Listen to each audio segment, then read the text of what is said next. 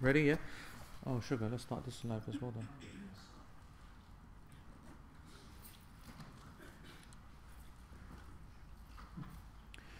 Okay, Bismillah ar-Rahman ar-Rahim, alhamdulillah, salatu wassalamu ala rasulillah, assalamu alaikum wa rahmatullahi wa barakatuh. Okay, so this lesson is a recorded one because we don't have, unfortunately, access to the internet. Internet's gone down, so this is a recorded lesson, not for the people here obviously, but for everyone who's watching this now.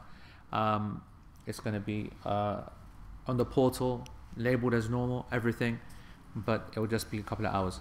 Right, the screen's still not on, by the way. So today, what we're going to be doing is the part of the text where we said يسن القيام عند قد من إقامتها وتسوية الصفوف وتسوية الصف. Okay, وتسوية الصف. So we did last week, yani, that it is, what's the text? No, his side. No. So that is having any, I don't know what kind of day he's having. I don't even know what's politically correct or not. He doesn't have blonde hair, otherwise I'd say he's having a blonde day. Allah Qasam, you know what, you guys useless, I swear. You are so sucked, yeah, Shazad.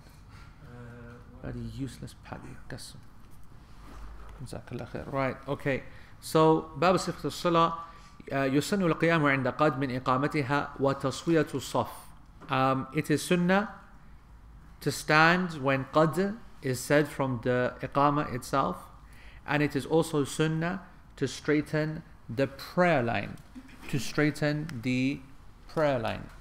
That is the word وتصوية الصف that we're going to spend all a session on today, maybe even next week as well. It's a very, very big and detailed matter, one that there's a lot of confusion over, one where there's a lot of people that have very strong held views, and interestingly the majority of which are just nonsensical. Alright, and it's a very interesting chapter. The first thing is, again, the use of the word sunnah, and we said last week that we're not really sure whether the Shaykh, the Mu'allif alayhi rahmatullah, the original author, Imam al-Hajjawi, is using sunnah in a legal sense or in a general Islamic sense, because immediately we're going to establish that it's absolutely not sunnah to establish the line. It is fard, it's a wajib, it's an obligation to establish the line, okay, an obligation. So we do think that he does mean that it is not obligatory according to the one of the opinions in the madhab. But as you're going to see what Shaykh Uthaymeen says, and he says this on page 9, he says يعني تسن تسوية الصف لأن النبي صلى الله عليه وسلم, because the Prophet صلى الله عليه وسلم كان يأمر بذلك فيقول سووا صفوفكم ويرشد أصحابه لهذا حتى فهموا ذلك عنه وأقنوه عقلا جيدا. The Prophet sallallahu alaihi wasallam, in a hadith which is narrated by Bukhari, he said, "Sawwu sufufakum," straighten your lines. Okay, straighten your lines. And the companions understood this very, very well, because one of the times the Prophet sallallahu alaihi wasallam, he came out to lead the prayer, and the iqamah was given. فَالْتَفَتَ فَإِذَا رَجُلٌ قَدْ بَدَى صَدْرُهُ. Suddenly he turns around and he sees a person whose chest is showing. Chest is showing here, meaning it was sticking out of the line. Okay, that's what it means here, that his chest was yani or whatever. So he was basically forward. So he said, فَقَالَ صَلَّى اللَّهُ عَلَيْهِ وسلم, hadith is narrated as footnote 5, أخرجه البخاري, narrated by Bukhari in the book of the Adhan. باب تسوية الصفوف عند إقامته عند الإقامة وبعدها. This is something very interesting. Imam al-Bukhari, he included this hadith, and as it's clear from what happens in the hadith, he called the chapter straightening the row at the time of the iqamah and after the iqamah. Why is that important in our current context? When do you make the line? Yes, but I mean, us being Paks, what do we notice in Pak masjids? They pray immediately. Have you seen that, right? You'll see that they're getting ready, the imam is ready, because according to the Ahnaf, you have to establish the prayer immediately after the iqamah. So you'll hear the iqamah will be going Allahu Akbar, Allahu Akbar, La ilaha illallah, and he's actually the imam. If you were to watch the imam, alright, I mean, I'm talking about classical, hardcore kind of Hanafi masajid, right? And a lot of the Deobandis are very much on this opinion. And that is more due to some of the modern riwayat. But so you'll see that they're there, and as soon as it's La ilaha illallah, Allahu Akbar, and then everyone will go Allahu Akbar. And that is because, not random, that is because they said when the prayer, it makes sense that you've had all this time to get yourself ready, etc. Actually, the reason that the Hanafis make sense in this opinion, because one thing that we didn't mention last week, right, about when should people stand up. And we said that it's correct that a person can stand up at any moment during the Iqamah, all right? But the actual moment is when you see the Imam, right? Now, when you see the Imam, that's also a big statement. Does that mean, when he's standing on the musalla? Does that mean when he enters the masjid? Does that mean as soon as he makes himself aware, or coughs, or X, or Y? What does it mean? Now, one of the problems would be if you only stood up when he's standing there. Because if that happened, then when would you establish the line? When would you get it straight, etc., etc.? So in actual fact, the Iqamah should start off and people should stand up when the Imam is seen, the Iqamah is given, people should now shuffle about, get themselves ready whilst the Iqamah is happening, so that when the Imam then gets there, he now has something to play with. Because now what's going to happen is a process. As you're going to see, I'm going to mention some narrations, okay? Well, I'll say it to you now. You're going to see a number of hadith where he's going to warn about how the salah has to be, how the line has to be straight. But also physically, he would himself walk up and down the line, and he would also send people. Sometimes he would know a person and let them take responsibility for their line. Bilal radiallahu anh was one of these people who used to be chosen, right? Sayyidina Umar, he had a thing, radiallahu anh, authentically narrated from him. He would never ever let the prayer start when he was leading the prayer. He would never let the salah start until the people, al-wukala, the people that he had sent out, deputizing for him to deal with every single individual role, until they had come back to him or come back into their positions. It was at that moment that he then establishes the prayer. So he's not even going to establish the prayer until the people have got back to their places, done their job. Because of course, as you know, the Jama'ah is growing. When the Prophet ﷺ was leading the Salah, the Muslims were still less in number. And by the time he passes, it's a big number. At the time of Sayyidina Umar, it's huge. The masjid had to be extended. As you know, he's the first one who extends the masjid al-Nabawi by moving the saf forward, right? So he then extends it from the sides and back, and not back, to the sides, and then 2 safs to the front. So a significant increase in size for a significant number of extra people. And that's too much for him to control. No speakers, no mic. So he would send you deal with your lines. They all go, they all fix their own lines, they all sort themselves out. And then once they are happy that each line is correct, they come back and they give the sign, yes, go ahead, yes, go ahead. Then he goes, Allahu Akbar. So it indicates that the Iqamah is not meant to be some chilling period. So the Hanafis have got it right, that people should be kind of quicker rather than slower. Because the opposite is what? The opposite is everyone saying, I'm not moving until the Imam stands right here. Well, if that's the case, and you guys haven't even stood up, and there's a whole period of time that's meant to happen after the Iqamah as well, so you can see things working here. And what Bukhari titles this chapter by saying that the straightening of the row during the Iqamah and after the Iqamah indicates actually that the sunnah is to not immediately go Allahu Akbar, but rather give a time, get the line straight, the Imam to speak to people, advise people, give them some adhkar, give them a reminder. Now look at what he said, Sallallahu Alaihi Wasallam said, when he saw this man's chest showing, the Iqamah has happened, the Iqamah is gone, he says, عباد الله لا تسوُّنَّ صفوفكم أو لا يخالفن الله بين وجوهكم. In another narration, بين قلوبكم. O servants of Allah, you will certainly straighten these lines, or Allah subhanahu wa ta'ala will cause difference between your faces, meaning yourselves, and another narration, between your hearts. Okay? Or certainly, indeed, without any doubt, Allah will cause this division between you. He will cause that division between you. What's interesting in the Arabic language is the phraseology that's been used here. لا تسوُّنَّ صفوفكم. There's a lam واقعة في جواب قسم مقدر وتقدير الكلام والله لا تسوُّنَّ. The lam here, which is in the Arabic, لا تسوُّنَّ, la. This lam is a lam of a qasam, and it actually means wallahi. So it's like the Prophet ﷺ said, Wallahi latusawwunna. I swear by Allah, you will straighten this line. It's a threat. It's a very clear threat. فالجملة مؤكدة بثلاث مؤكدات. The actual sentence itself has been emphasized in rhetoric, in balagha, in the Arabic language, in three ways. The qasam, the lam itself, and the noon. Because latusawwu is the Arabic and job done. That means straight, that's straightened. But when you add the noon at the end, latusawwunna, okay, that's the noon of tawqid. It is an emphasizer.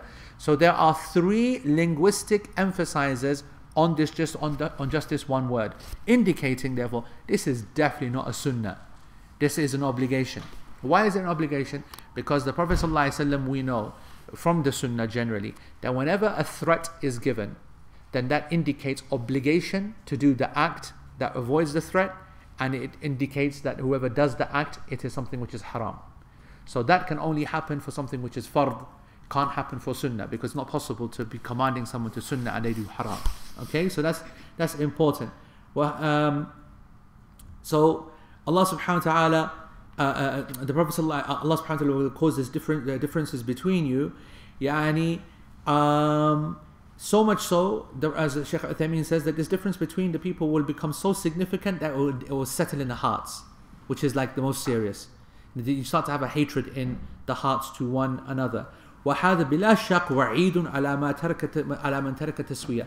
This is a clear threat against anyone who does not, and that is why some of the scholars, they said that it is an obligation, that to straighten the line is an obligation, and they indicated this because of the command of the Prophet ﷺ and the threat, as I just said. Whereas here the author has said it is just a sunnah. وَلِهَذَا, and Shaykh Uthaymeen says, for that reason it's not possible to say that this is the correct opinion. The correct opinion, the preponderant opinion, al-rajih, is that wujub taswiyat as-saf. It is obligatory to straighten the line. وَأَنَّ الْجَمَاعَةِ, as for the group of people that do not straighten the lines in order to pray, they are sinners. فَآثِمٌ. But the prayer itself, is it affected or not? No. The prayer is not affected. The prayer's validity is sound, but they have earned sin. And that is what it seems from the statement of Shaykh al-Islam ibn Taymiyyah rahimahullah. When he explained this, he said that anyone who does this, then have they just left something obligatory, or is the salah done, yani gone? And he said fihi ihtimal. He said that we understand it is possible for a person to say that the prayer has been invalidated. ولكن احتمال عدم البطلان مع الإثم أقوى. He goes, however, to understand that the prayer is not invalidated, but the sin is actually achieved or obtained by the one who prays, that is a stronger position. لأن, and this is an important sentence, okay? This is an usuli sentence. I'm going to read it in Arabic and I'm going to translate it word for word, okay?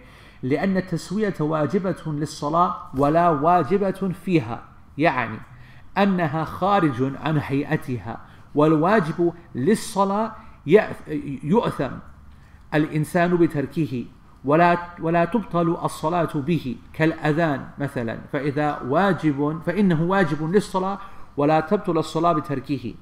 So he says, why is this? Why are we saying that the prayer is not invalidated? Because to straighten the lines is for the prayer, not inside the prayer. And anything which is outside of the structure of the prayer, then that thing is then obligatory for the prayer, and a person is punished for leaving it. The prayer is not invalidated thereby, such as the adhan. So if someone looks at the adhan is an obligation, and we covered that in general. In specific scenarios we know it's not, okay? But in general, an area has got to have the adhan. But if the person did not do the adhan, they would be sinful, but the prayer itself would still be valid. So he gives that example, and by that we understand then the issue of the prayer line. وَتَسْوِيَةُ الصَّفْ تَكُونْ بِالتَّسَاوِي. Okay, and how do you straighten the row? What does it actually mean to straighten the line? Because by our natural understanding, that should mean that the line should be straight. and meaning that no one person should be in front of the other. That's the only thing that immediately grabs you when you think about what does it mean straighten the line. Okay, that not one person is in front of the other. But what is it to be understood that is the defining factor of being in front? Is it the beginning of the foot? Is it the back of the foot? What is it? The answer is that it is the shoulder for the upper body and it is the heel for the bottom body. And this is for someone who is standing and they are well. If there is a person who suffers from crookedness in the back, what would that be? How do you say that? Scoliosis. Huh? Huh? When you stoop. Yeah, when you hunchback. What's the politically correct? Huh? Scoliosis. No, these are specific conditions.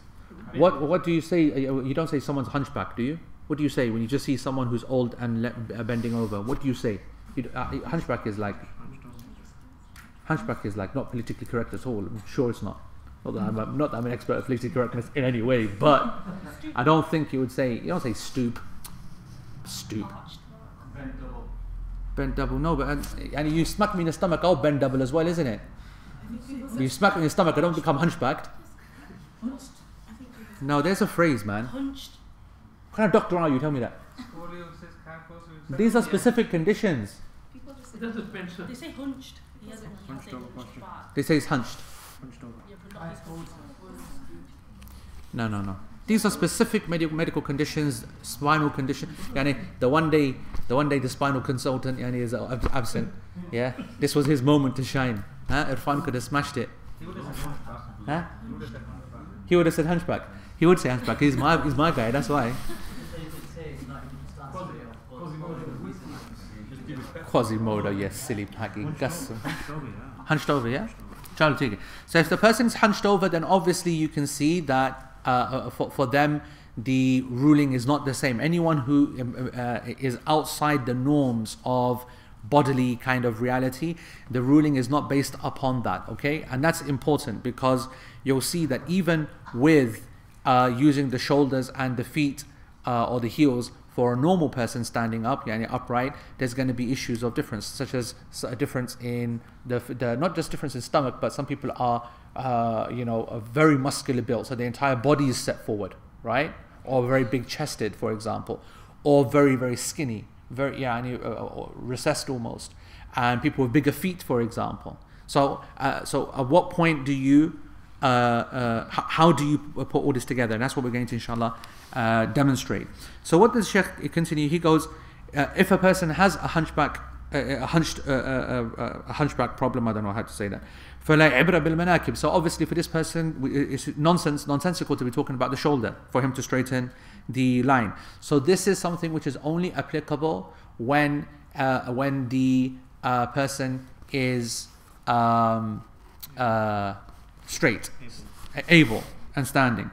So at that moment in time we focus on the heels, and the heels are the umud, that they are the pillar that everyone is standing upon, and that's the actual leg and the shin, and the bottom of it is what is given the ruling, not the shin and the leg itself. فكان هذا هو المعتبر. وأما أطراف الأرجل فليست بمعتبرة. So if toes, I'm trying to think what they were. Toes are not given any value. Toes are not what the ruling is based upon, because toes differ, and some are very long and some are short, and so on and so forth. So it's the heel which is to be given the precedence. And then he goes into another thing. I just want to know whether I should deal with this now. Okay, Shaykh Uthaymeen is now going to go into a long description of what it actually means, holistically speaking, what it means to have a straight line. Okay, holistically, and we're going to talk about that in a minute. But I want to physically demonstrate, as you can get this thing ready. I want to physically demonstrate what exactly it means to stand in line, because that's the most important thing. All right, I'm talking about the physical action itself, and then after that we can then talk about the rest of the narrations that deal with, does it differ if the line is your line or the imam's line? Okay, so if the imam is praying with two people, should they be straight line? What does straight line mean when it's an imam? All right, does it mean children? What does it mean? Children lines of take it back, children line, women's line. What does it mean, for example, with lots of people? Yeah, and there's lots to talk about. Okay, so let's have some people, preferably with some kind of feet showing, because I made a mistake. I didn't realize that. Oh, you made a mistake. Can you repeat that? Don't get used to it, bro. Do not get used to it. You know what? You lost your. I mean, there was no need for that. There was no need. No need. Honestly, no need. Wallah, I gave him so much time. 20 minutes before the dad started. 20 minutes before Salah. I gave him the heads up. He's blaming me. When I get a message from him is when I'm in the masjid setting up. Oh, by the way. When do you want me to give you a message? Not, you know. Not when you're working inside someone's mouth at 12 o'clock. A second tripod. You know, everything there. Unbelievable. Lesson notes. Zafar sacked here. Take over. 2 minutes before we're about to go live. Right, come on. Let's have people who I can see we can see their thing, their feet. I got the longest talk ever in history this time for some reason. Come on, hurry up. You get up. Yeah, you get up. Camera adds 20 pounds. Bro, that's not gonna help you, bro. Right. Okay. So I think first of all we will do a side angle. Okay. So we'll look at the line from the side. Okay. So have you three line up like this. Yeah. And you line up. You line up. Okay. The audio.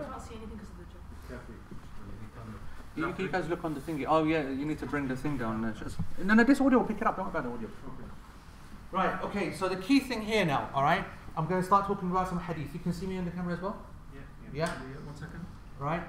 So, the key things to note here. The Prophet ﷺ said that, why don't you line up like the angels line up in front of their Lord? And the companions asked the Prophet ﷺ, how do the angels line up in front of their Lord? And he said, straight in line with each line complete, each line complete and then the next, and then the next. So in rows which are complete and straight. That's one hadith. Prophet ﷺ just said you will straighten the line. That's another hadith. The Prophet ﷺ said that straighten the lines, or Allah subhanahu wa ta'ala will then make difference between your faces. Anas said, when he said that, the companions, we put together, I saw the companions put together their necks, their shoulders, and their heels. Okay, necks, shoulders, and heels. And this hadith is what's caused so much confusion across the ummah throughout the years. Okay, but only with the people of very little knowledge. But they are very loud. Okay, and they've always gone against the people of fiqh when it comes to understanding this hadith, because they then understood that this is therefore something which cannot leave a single gap. What's the issue of the gap? As you're going to see Shaykh Uthaymeen talk about in a second, that the Bunyan al-Marsus, okay, a very strong, clear building which is solid, cannot have gaps. It must be strong. Likewise, the Prophet ﷺ said, do not leave a furuj for the shaitan. Don't leave a gap for the shaitan. So we do have clues of why people would want to be super, super close, right? That's the key. So then when you have all these narrations in this random kind of, abstract way, when you put them together, you start seeing people do silly things. And that's where you got the phenomenon of people, putting the heels together. So put your heels together now. That's it. Should we complete? Huh? Yeah, I don't know how. You know what, Ishaz? If the line is the thingy, then just pick up the tripod and move with it. Yeah, just move with it. Okay. So you'll see, right? That put your heels together. Okay. And now try to put your knees together as well. Okay, right? So the point is that if you're looking at this as a literal linguistic way, because you could theoretically read the hadith like that. Ilzaq means to be together. So first of all, you'd have to put the heels in this kind of fashion, And if you're going to do that, as the scholar said, and Bakr Abu Zayd alayhi rahmatullah, one of the modern scholars, he's passed away now, he wrote a very, very important book on this. He said that the absurdity of this position is that they make all this focus on the heels. So do it again, on the heels. Oh, sorry. But they don't do it, what? We're on this one. We're focusing this one. Yeah, that's fine. They do it on the heels, okay, but they then don't do the knees. And okay, if they were able to do the knees, how are they going to connect the necks? How can you do knees on heels? I don't know.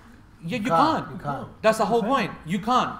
The important thing here is that it's not possible to connect knees and connect whatever.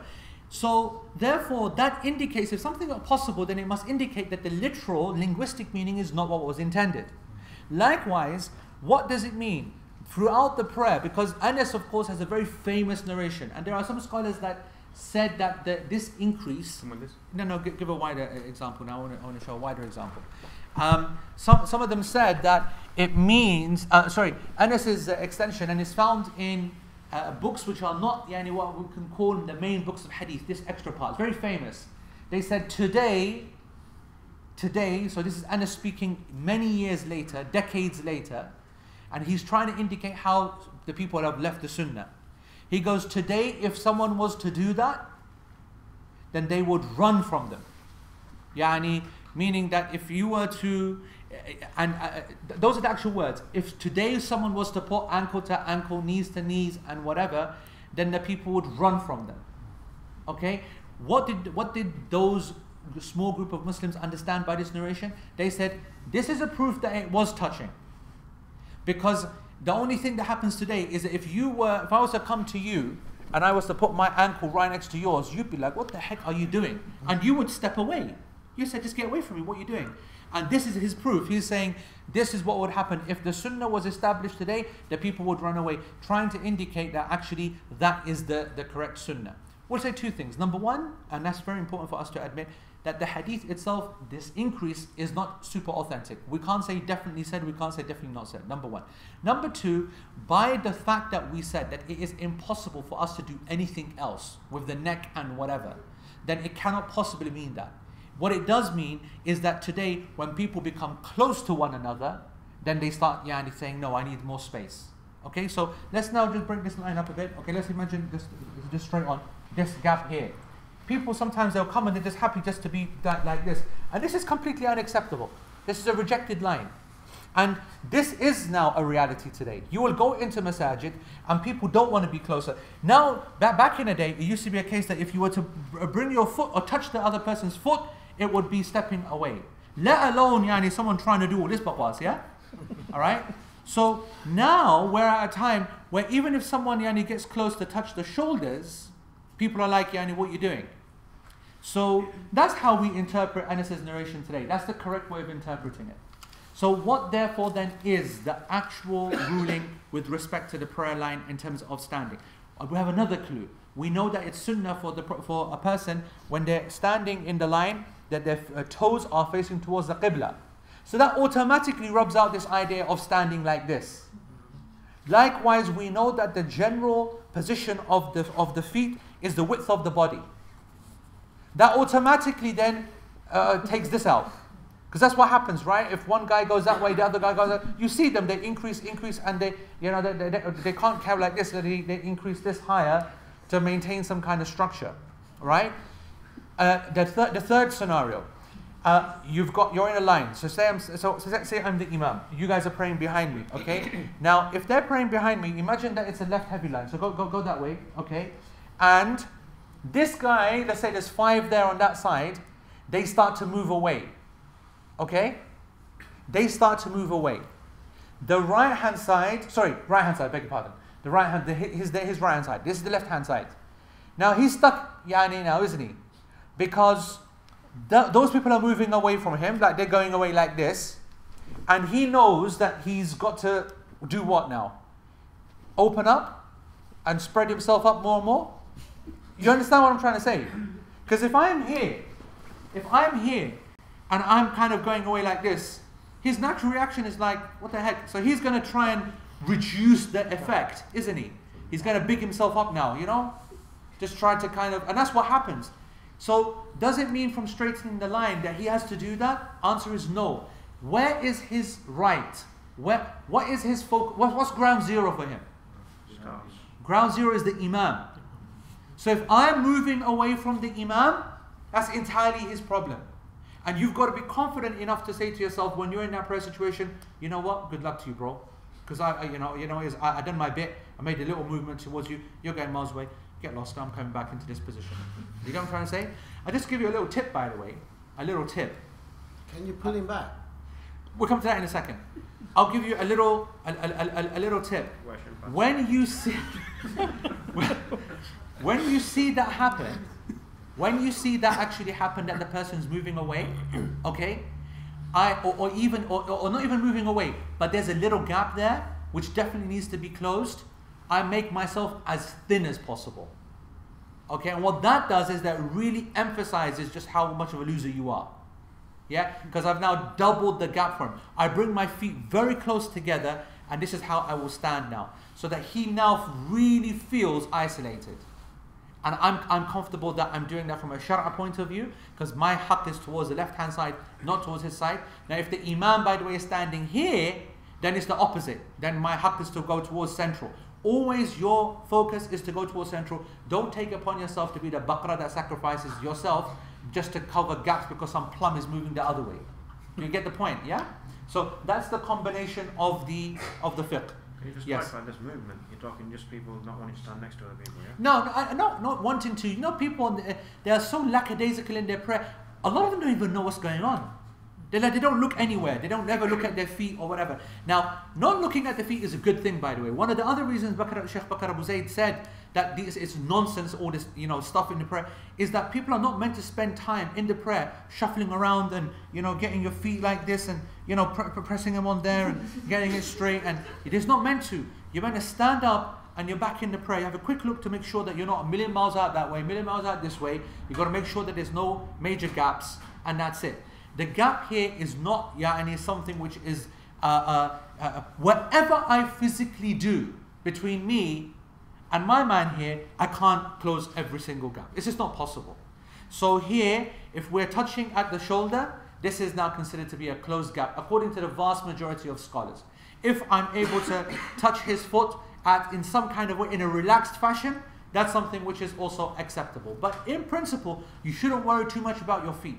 The real thing you got to focus on is no gaps like this in between the prayer line. Okay?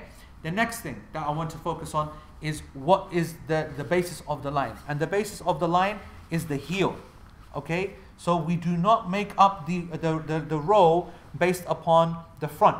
If you see here, your toes are, you come to it this way. Your foot will be smaller.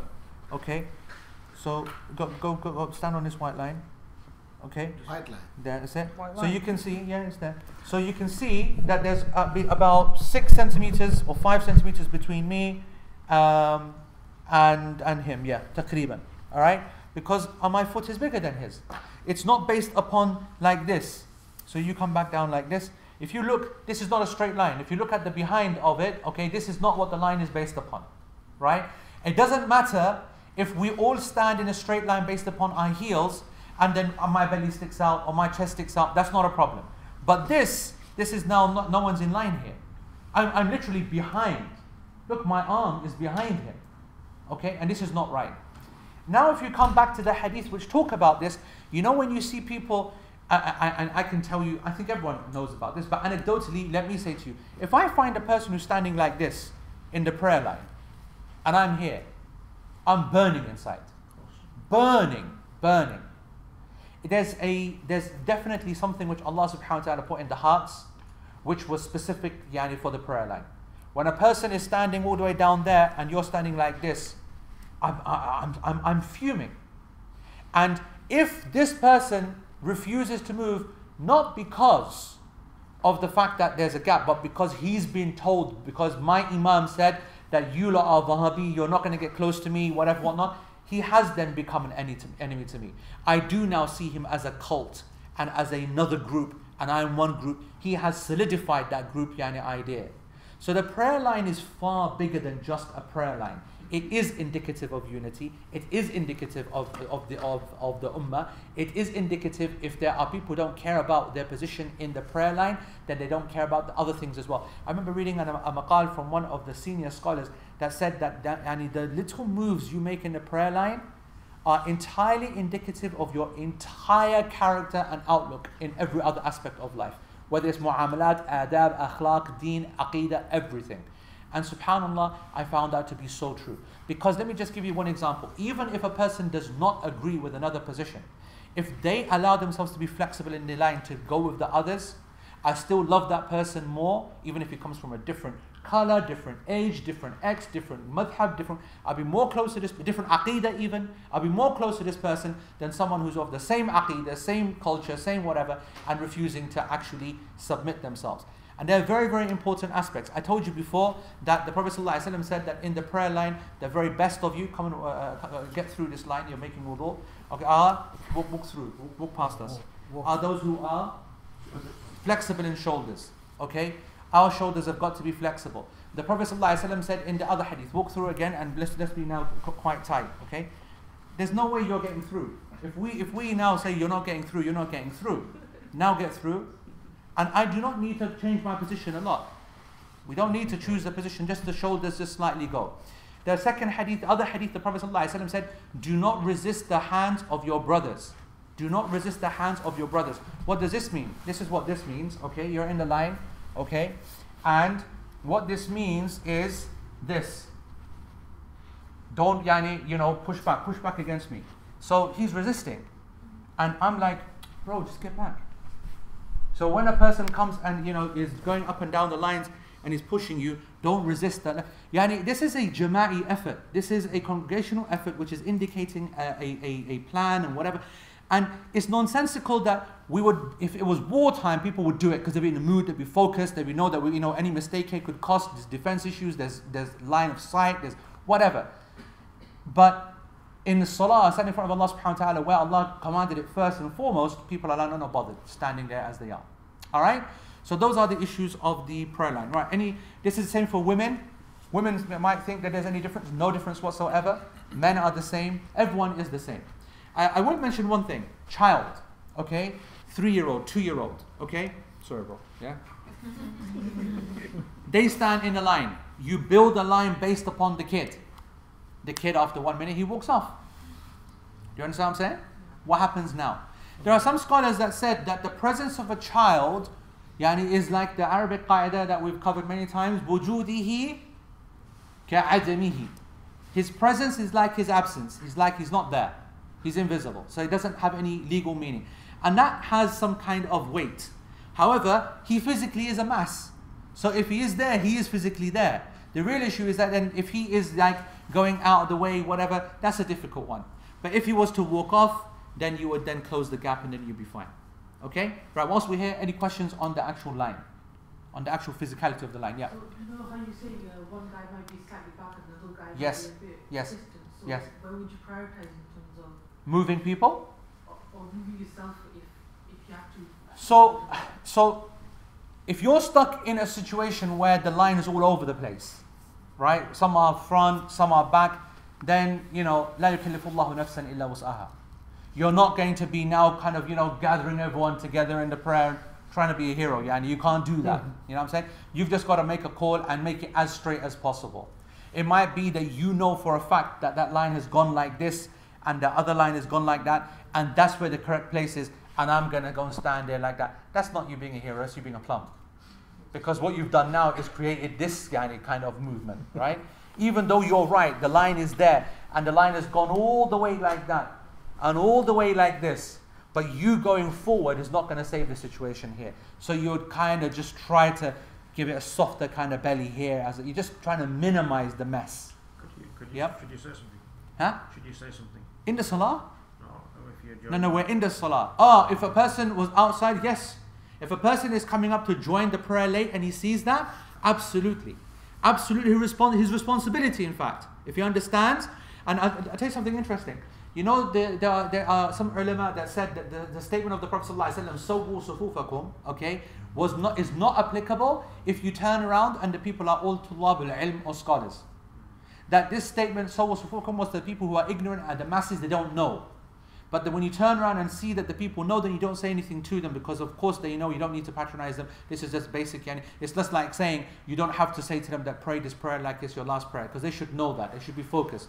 So today, of course, that doesn't apply, because the vast majority of the congregation are people who don't know anything, and so you do remind them, and you do. And even if Taymiyyah said that, and even if they are scholars, what if they forget? Everyone forgets, so you should say it anyway. So the point here is that everyone can sometimes forget. So it's our general responsibility. If you were to come to the masjid and say that, you would say, brothers, this line is not straight. Quietly, not to destroy the whole, thing of the prayer, the ambiance of the prayer. But this one, you could go and straighten the people and then take your position, and then you could enter. That's absolutely fine. Yes? Pillars. We're going to come to that later. That's a bigger issue. You had questions? No? Gone? Yep. Can you tug at someone? Yeah, you shouldn't tug. I know that there is this. If someone who wouldn't mind, it's not a stranger, it's his sibling or whatever, can you just gently? Yeah. So what I want to say here is that there is no definite right or wrong here. Okay? Because when we see why it's impermissible, all right, it's because of two reasons. One, superfluous movement. Two, distressing someone else and disturbing them. These are the two reasons that it's impermissible. If you are able to do it very minutely, and if the other person would no way get disturbed because, as you said, they're your sibling or something, then I think there could be space for that. I think there could be space. But for there to be significant movements, we cannot, at a teaching level, be telling Muslims to actually do that. Because we know the masses do it, right? And there are certain things that scholars have to be responsible about. They can't just keep giving the green light for these folks. Are we done? So these guys can sit down. Can you just demonstrate? 1 second, yeah. So if someone was doing the toe thing, yeah, and it was annoying you, yeah, how would you combat it? No, I mean, you're kind of just, whatever, just, if it's unfair, if it's incorrect, then you could, just... Stick your toes on, Oh yeah, if a person, stamps on your toes because they're trying to get whatever, but not even you would take your feet away.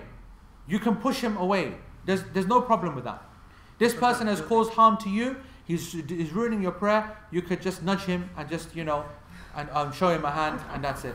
Sometimes it just kills your prayer. Someone's trying to... Of course it does. Of course it kills your prayer. Absolutely. I'm not saying the... Kills your prayer, maybe kills your feet, athlete's foot, fungal infections. Who knows? Disaster, yara? Or nikah. Make them do murgi, yeah. So I was just saying about the movement, okay, on the movement issue, that we don't want to encourage people to be pushing, because we want to decrease that as a whole, even amongst educated people, not increase it. All right? But I don't want to say it's haram. The movement is clearly allowed in the Sharia, in the prayer, but it's hated. It shows, as the Salaf used to say, movement on the external indicates movement on the internal. And remember, khushu'. Yes, when we talk about khushu', how do I get khushu' in salah? People think it's some kind of magic, mysterious, kind of zone that you got to study, 6 years for, and read all the books of tazkiyatun nafs and whatnot. Khushu' is stillness. وَتَرَى الْأَرْضَ خَاشِعَةً. Allah subhanahu wa ta'ala says, you see the earth still. And then we send the ma upon it, احتزت وربت, Allah says, right? When we send down the rain upon it, احتزت وربت, right? The stillness, suddenly it starts to rumble, shake, and bam, plantation then comes out of nowhere. So that's what you got to do, is be still, calm, relaxed, focused. There's nothing else that you're thinking of. Now, if a person's moving around, scratching, checking their, hijab, their abaya, the shimar for men, this, that, blah, blah, blah, blah, it shows that their mind has gone from what they were saying inside as well. So there's no khushu', they're not still inside. So every movement that you do, is going to have an impact on the internal, and that's not acceptable in salah. That's the basic, simple, summary of that. Yeah. Say, for example, the imam's praying wudu. Yeah. Start from the right, start from the middle. Right, we're gonna come to that in a second. Any other questions with physically to do with Yeah.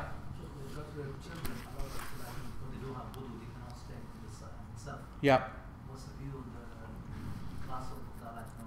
Should we allow them to stay in the Saf or? Come to that as well. He's gonna actually mention children specifically. Right. Okay. So let's now go through what Shaykh Uthaymeen now says to complete this section. So he says, when it comes to the issue of, and this is now on page 11, he goes, this straightening of the line, does it refer only to your line or the Imam's line as well?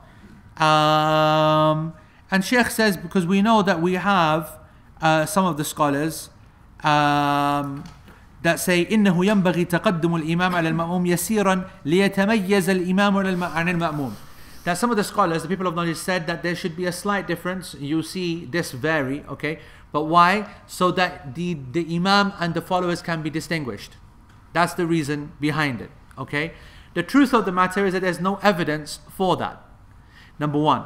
Number two, this distinguishing, that the need to distinguish also requires an evidence. There's no evidence to suggest that. Number three, we have evidence to the contrary which contradicts that. And that is the famous hadith that we covered a couple of weeks ago of Abdullah ibn Abbas. He was on his left hand side. This Shaykh Uthaymeen says that this is against the hadith where Ibn Abbas radiallahu anhuma, he was held, the Prophet ﷺ took him by the head and he brought him around, وَجَعَلَهُ عَنْ يَمِينِهِ وَلَمْ يُنْقَلْ أَنَّهُ أَخَّرَهُ قَلِيلًا. And it was not narrated in that same narration that he put him back a little bit. Now this little bit you will see now vary between the madhahib and the scholars. You'll see this much. So if this is the Imam, then the guy will stand like this. And then you got the Hanafis who will not even a foot, but like this. A significant amount behind. And there's simply no evidence for that. Okay? It's an issue of fiqh. You wouldn't not join a salah because the guy is not doing that. But I'm telling you that the evidence does not support that position. When people are standing with an Imam, it should be straight. Even if the case is that there's two people, and even if the case is that there are people on the left hand side. That is the key killer behind this. That you would stay in that scenario. You might say, hold on, why would the Imam have a straight line with people on both sides? And that is because if there was no space. Otherwise, not the norm. There should not be two people standing to the right hand side of the Imam. Alright? Only one person because there was only two people to pray. Once a third person comes, they've got to go back and set their own line. Is that clear? Could it be argued that they were doing it, or they do it because they don't want to come in front of the Imam? In terms of actually go in front of the Imam physically, you mean end up physically in front of the Imam? So did you understand what Uthman said? Is it possible that one of the wisdoms behind standing a little bit back is so that you, when you land in your ruku' and your sajda and so on, you're not in front of the Imam? So I wanna explain this point. Okay, if that was the case, then to some scholars, then there would be no meaning behind the symbolic thingy, because there's very little difference between that and that. Yeah, but if you were to defend the Hanafis who come all the way back here, would say that could be an argument. What would the response be to that argument? The response is that a person, when we're talking about being in front of the Imam, is not based upon ruku' or sajda. Let's say that there's a 7-foot guy praying behind a 4-foot Imam. Yes? In ruku', my guy's head is going to be 2 foot in front of him. In sajda, he's going to be 3 foot in front of him. Sah? Okay? But the ruling is not based upon the ruku' and the sajda. The ruling is based upon the heels. Do you understand the point? That the heels here. If my guy is big giant like that, then that's fine. That is absolutely fine. He is not in front of the Imam intentionally. It's about intention. Because his size, he is himself keeping himself behind the Imam. Very, very strictly so. He's not allowing his heel to get in front. Now, you might say, fair enough, but I don't want to risk it. So I'm just going to come back a little bit. Is that a problem? We'll say, we don't want to say that this is the was haram, because this is an area of khilaf and the scholars have differed. But what we will say is that the hadith of the one time that we see a clear example of the Prophet ﷺ standing with two people, he did not bring him back. So that risk could happen in any scenario. But go on. No, just going to say generally, if you're not standing with the Imam, I think we have that issue in Medina when people are standing outside. Yes. In some masajid, like as you just said, Masjid Nabawi, you do have that scenario. They do try to make it clear when people are praying in the courtyard and they are making the lines, and some of them can sometimes go forward. The police are not allowed, are meant to not allow that. It's marked, isn't it? It is marked. It shouldn't happen, and it doesn't really actually happen a lot. It looks like it does. Now, the interesting thing, of course, the really interesting thing is that since 2 months back, 3 months back, it's all changed. Because all of us for our lives have been used to exactly where that line is. But 3 months ago, as you know, or 4 months ago, yes, the position now, it was a historic move, but now the front is now not used. So it's now gone back to the Rawdah. It's now in the minbar of the Prophet ﷺ. The 5 prayers are now established there. So that now makes the lines outside even further back. The front now has been designated by law now to be only used for the people who want to give salam upon the Prophet ﷺ. So now actually people are standing back. So that makes it even more careful. That means you need to be even more careful outside. But I mean, I prayed outside a lot at the front when I used to visit there for long periods of time and live there. And it's lovely to pray in those lines. And they policed very well.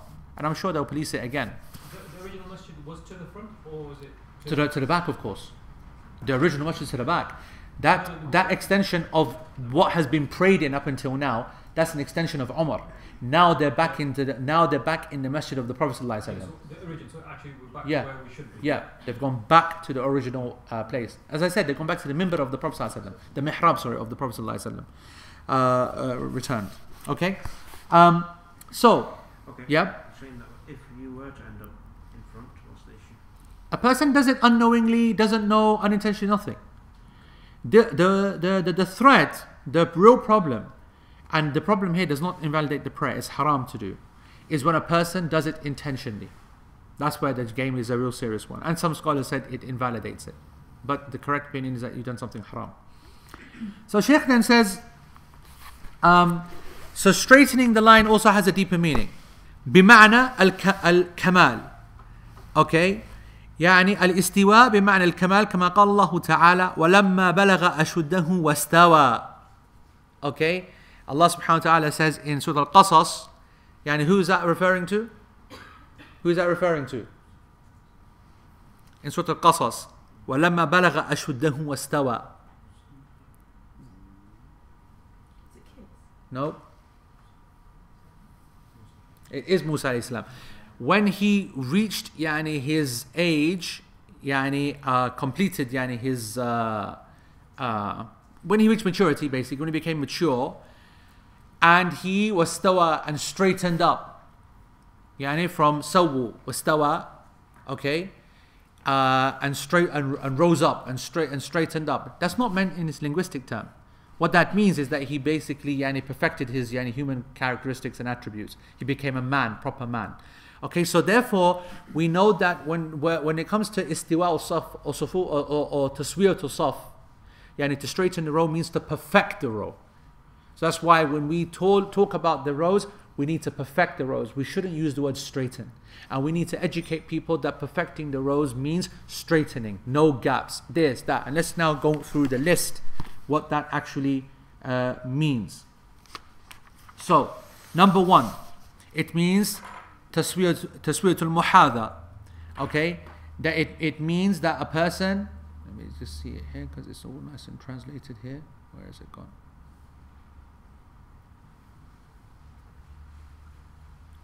Yes. So it means number 1, straightness in the sense of standing parallel. So everyone is standing absolutely straight. We have one hadith where the Prophet ﷺ was described as preparing the line like the arrow, meaning the shaft of the arrow. It's a straight, it's absolutely straight. Okay, super straight. So that means parallel. And that, according to the actual correct view, that's obligatory. It is absolutely fard to have a straight line. You can't have a wonky line or a wavy line. Number 2, making the rows compact, okay, close to one another. And he makes a point here. He says, and that does not mean لكن المراد بالتراصي. Okay, this is when we say stow والتراصوا. تراصوا means get close together. Okay, اعتدلوا, straighten up. سووا, become in line. So those are 3 phrases. Yeah, اعتدلوا, تراصوا, صووا. Yeah, صووا, straighten yourself in line. اعتدلوا, stand straight, chest up, focus, nice. And تراصوا, get close together, close the gaps. فأتموا الصف الأول فالأول, the Prophet ﷺ said, and complete the first lines first and then go to the next lines. But tarasu does not mean وَلَيْسَ الْمُرَادْ بِالتَّرَاسِ التَّزَاحُمْ. That doesn't mean stand on top of each other.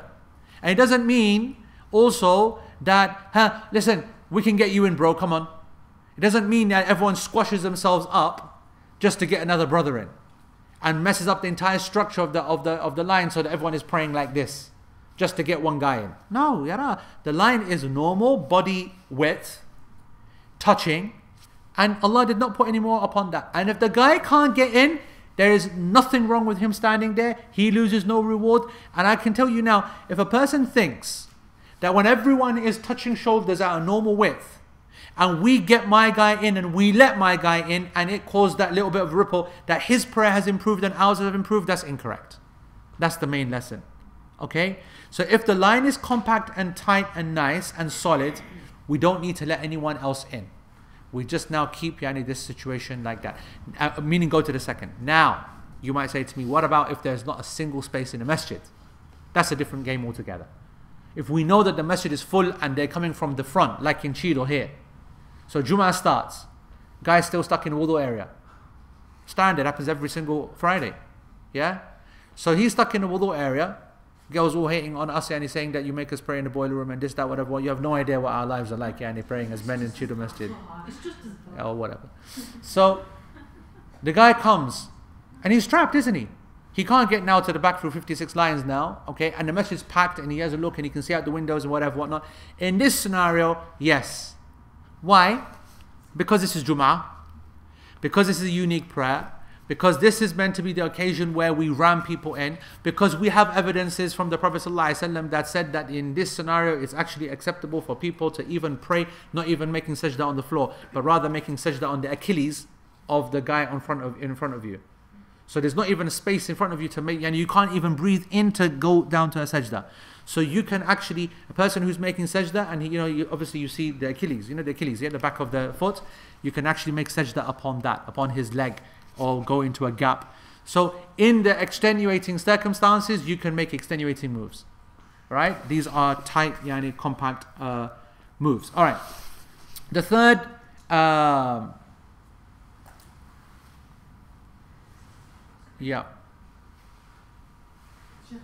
I just want to say, the Prophet ﷺ said, make the rows straight. أقيموا الصفوف وحاذوا بين المناكب. أقيموا الصفوف وحاذوا بين المناكب ولا تهذروا فروجات للشيطان ولا تهذروا فروجات للشيطان. Make the rows straight and make the shoulders parallel and do not leave gaps for the devils.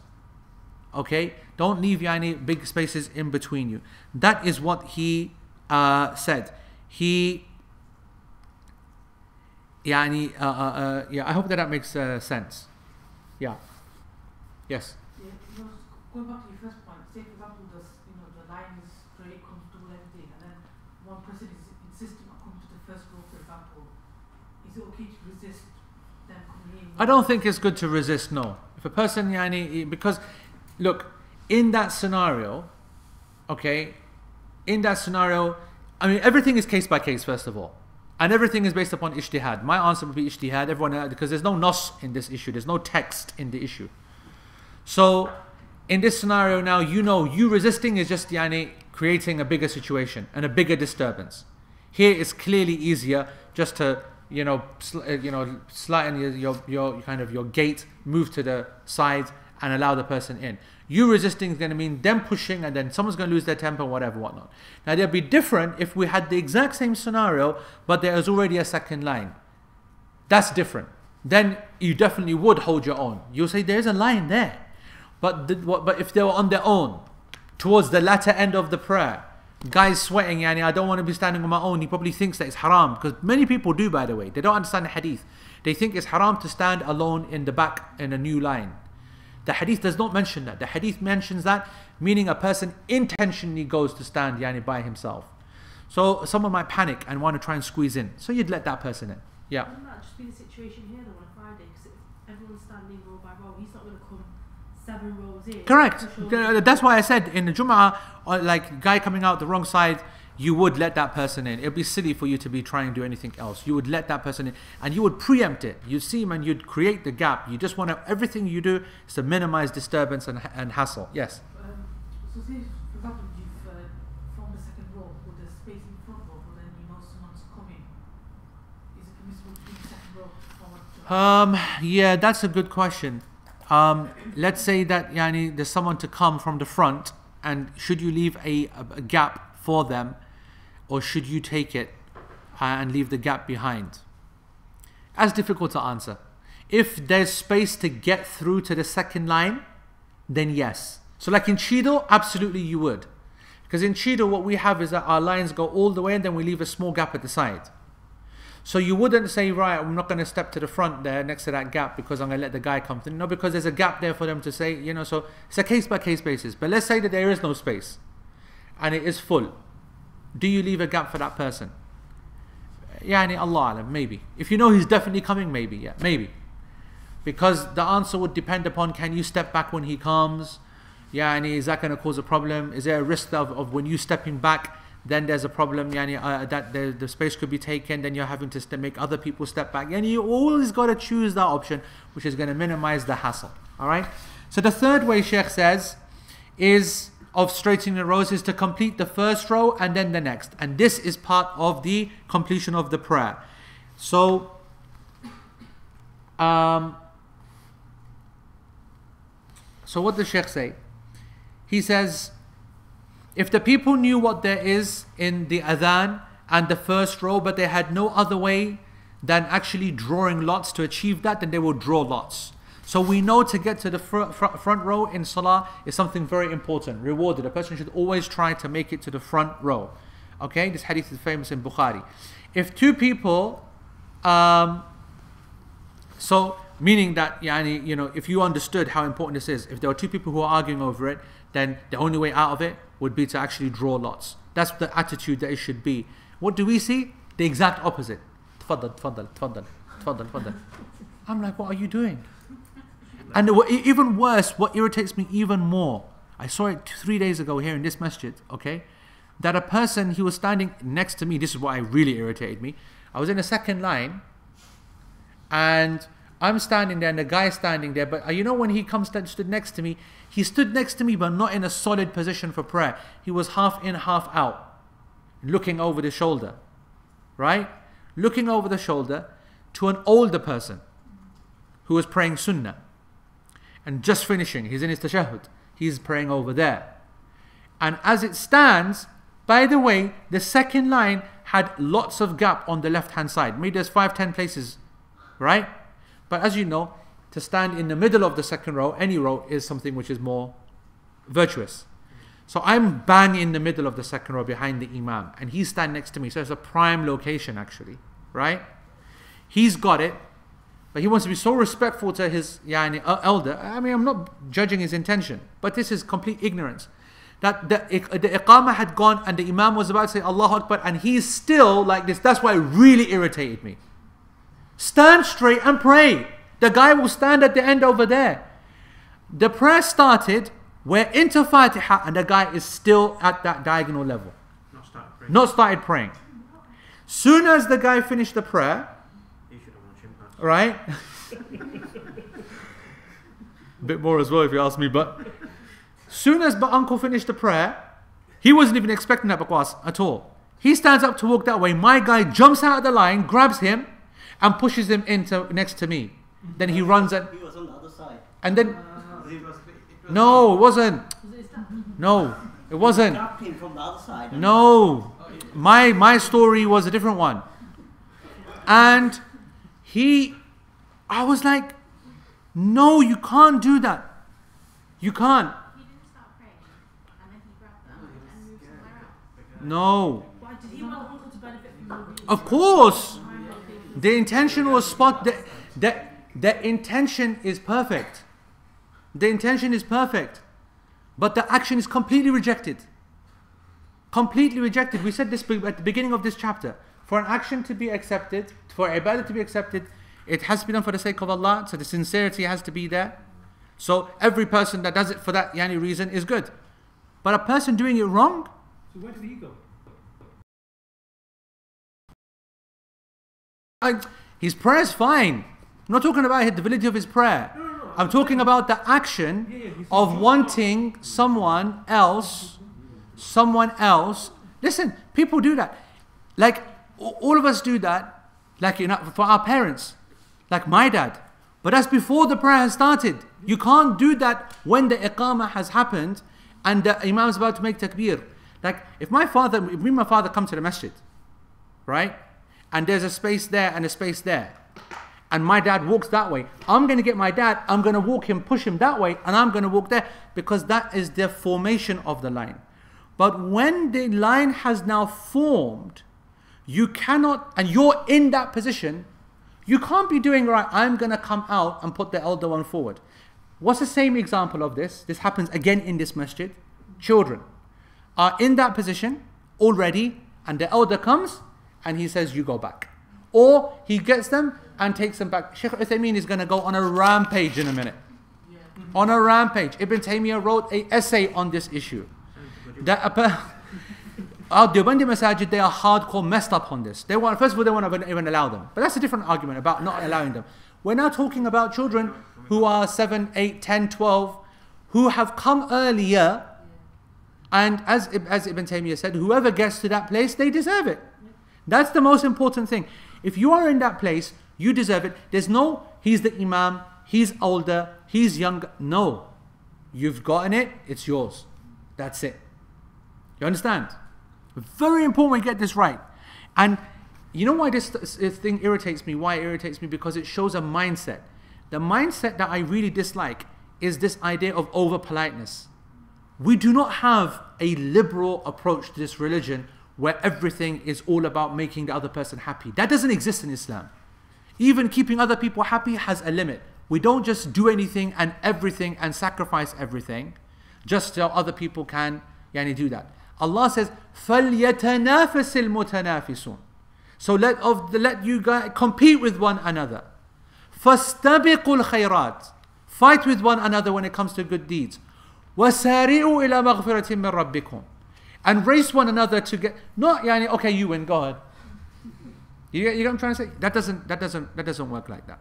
Yeah? I mean, in general, that's fine, but in specific scenarios, we've got to be careful. Yes? What about in cases like the guy comes to the masjid, he's like one of the first to get there. Yep. And then like the imam comes out and the imam brings out like a guest of the masjid. Unacceptable.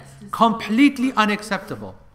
A guest. Because it happens all the time. No. A guest or your mate or whatever, and you go back, whatever, that's completely unacceptable. A person stands his ground, he has every right to. Obviously there's going to be a big you know what I mean, yeah, shosha, but he has the right to stand his ground. He has the right to stand his ground. The only exception is coming up here. Have we got time to do this? I think we have it. Usman has been giving so many thingies, and those 2 packages there as well. Right, so I think we will, listen, we'll pause it there. Actually, I need to know when to pause it, because I always forget. Then I ask you lot, and you lot never have any idea. We've been reading on, that's right. Right. Before anything and whatever, this is the last lesson on time. Every lesson from now moves in terms of time. Okay. So next week is going to be 8:15. The week after that is going to be 8:15 is no Isha here. Sorry, beg your pardon. Yeah, online if you're watching this, it's going to be 8:35, and then I think there'll be another 15-minute increment the week after. Then it will move to between Maghrib and Isha, and then Maghrib will keep getting later. So you're going to have to start now staying on point. All right, that's when it comes to the live sessions. Number one. So no. Next week is 8:35. After that, basically the clocks go forward for the following week. Yep. And then we're into. So we need to make a decision of when are we doing the lesson. What time will Maghrib be that day? Maghrib. Well, anyway, it's Maghrib and Isha. Of course it is. Yeah. Maghrib will be on that week. Will be 7:37. Yeah. What more do you want, Yara? That's 8 o'clock, same thing. So there you go. So next week is going to be 8:35, and then every week after that is going to be between Maghrib and Isha UK time. Okay, just always look at Manchester Sunset time if you're online, and just focus on the portal. The portal times will all be there. That's the first thing. The second thing. Now I'm just saying to you, people especially online, don't blame me. I had no control over the internet going down, but clearly you're going to see this later rather than earlier, and the people here are going to get the advantage of this announcement. All I'm saying is that 31st of August, 1st of September, 2nd of September. Just pencil it in. Okay? The PG retreat. I don't see Shazad's having a heart attack, yeah? We are trying our best for it to go forward. That is not for public release. Okay? That is not for public release. We'll probably only have actually, in terms of spaces, probably half of what's here, or maybe just these people here. Alright? It is going to be open for men and for women, inshallah. If it happens, it's going to be that weekend. Over the next few weeks, it's going to be confirmed. And it will just be basically chilling. And it's really only for LP students, okay? I mean, and PG folks. But the truth is that it will be gone before it even, we're not going to put it online, and maybe not even mention on email. We'll make a decision on that.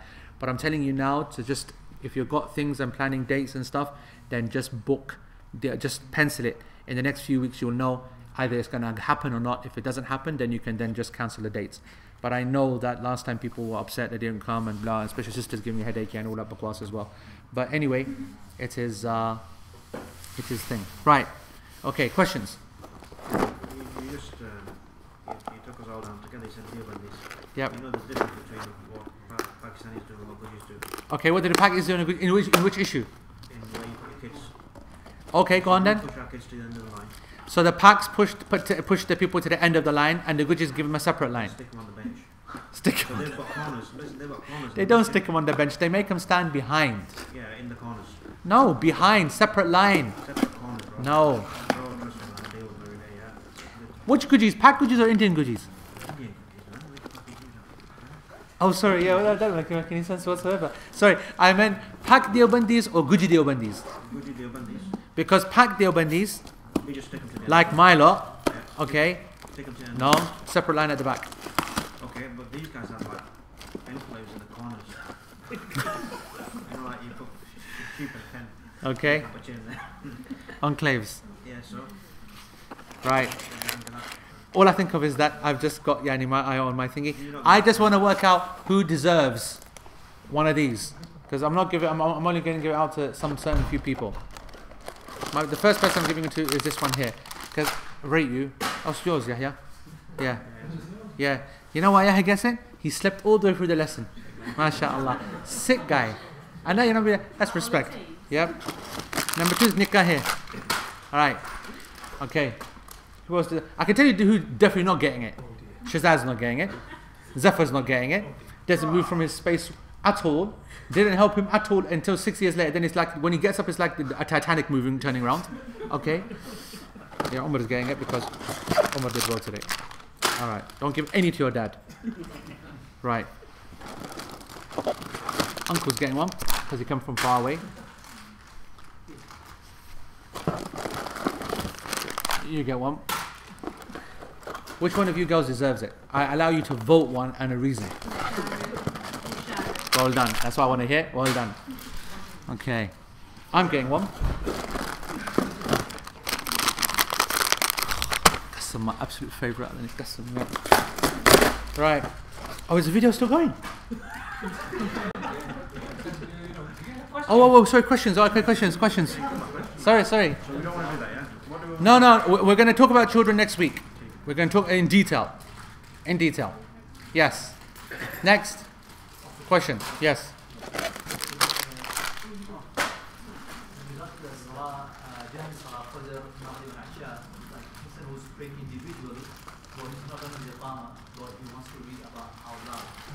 He wants to read the prayer out loud.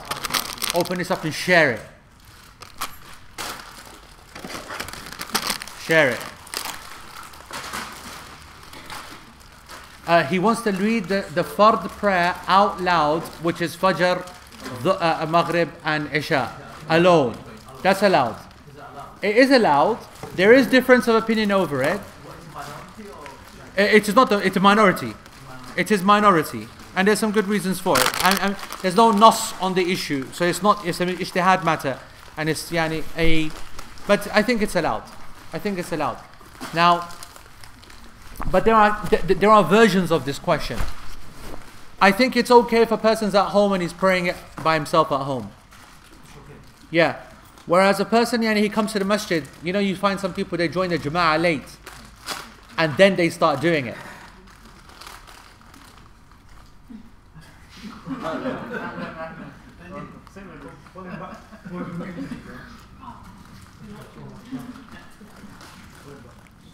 So you're saying Yeah. behind Yeah, that's fine. What I'm not happy with, and Ibn Taymiyyah also spoke against, is the practice of a person, they come to the jama'ah late.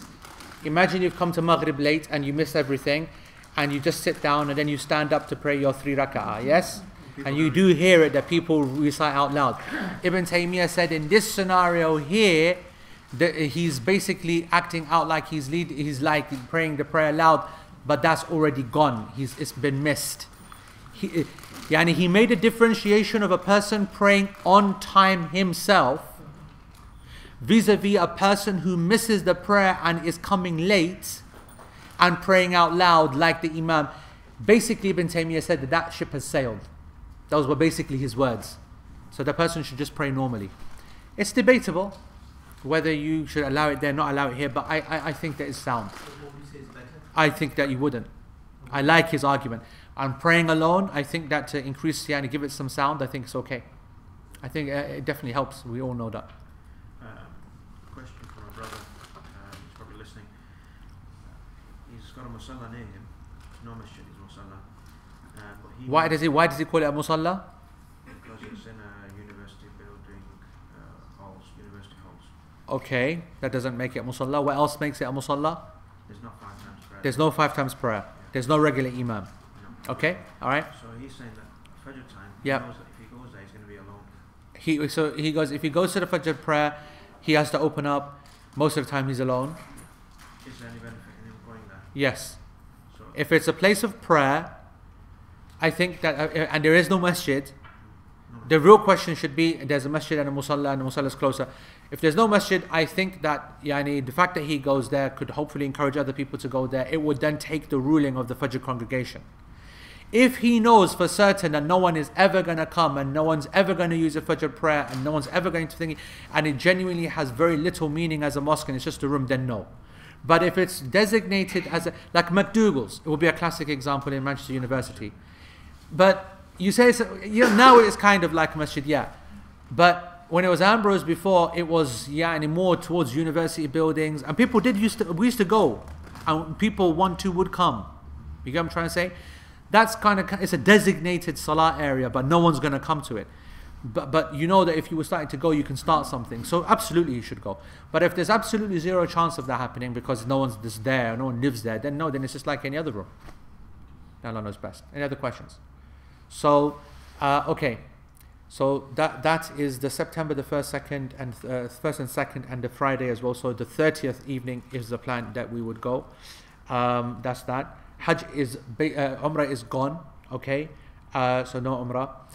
Next Umrah is going to be maybe in kind of October, and the idea is to avoid the school holidays to bring the price down. So far, all of the Umrah trips have been in holiday periods to accommodate for families, and the price goes up like 400-500 quid as a result. Maybe sometimes 600-700 pounds as a result. Plan this time is to avoid that and go for a flash moment where kind of very late, make a late announcement because ticket prices come in very cheap, and then go for a cheaper date. That would basically mean very late October, for example, or maybe early November, something like that. That's the next Umrah.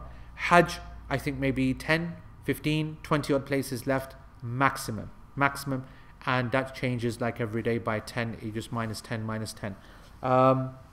China, I think maybe 20 places left, and that leaves that's China, 20 places left. But Protect His House, April 27th weekend in Manchester. That's that. Birmingham made There's some flyers at the back. Yeah, there are some flyers. If you could take them to your masajid or localities, please, and leave them there, that would be appreciated, brothers and sisters. They'll be at the back there on the thing. They're at the box outside there. May 5th, I'm in Birmingham, inshallah, for Dominion, and I think that's enough. Any other announcements? Anything else? Jazakumullah khair. Subhanakallahumma bihamdika ashhadu an la ilaha illa anta astaghfiruka wa atubu ilayk. Wassalamu alaikum wa rahmatullah.